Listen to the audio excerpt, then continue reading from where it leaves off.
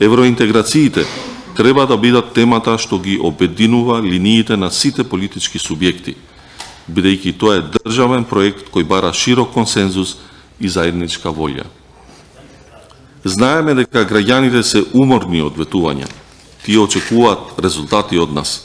Токму поради оваа причина, реформската агенда е можност да им се докаже на граѓаните дека интегративниот процес не е кампања и не е утописки стремеж, туку навистина еден конкретен напор.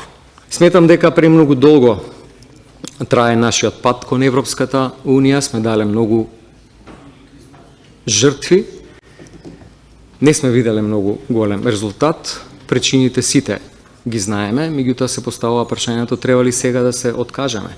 После све имам впечаток некогаш дека иако сме административно можеби поблиску, некако сме вредносно подалеку од Европската Унија, кога се споредуваме со периодот пред повеќе децении, се поставува прашањето што треба да направиме. И самата Европска Унија работи на незината реформска агенда.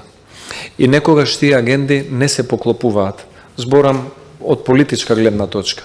Затоа што ако целта на Македонија е како побрзо да се реформира за да биде поспремна да стане земја членка на Европската Унија, некои земји членки внатре во Европската Унија веќе отворено најавуваат дека Европската Унија во моментов не е спремна за полноправно проширување со други земји членки.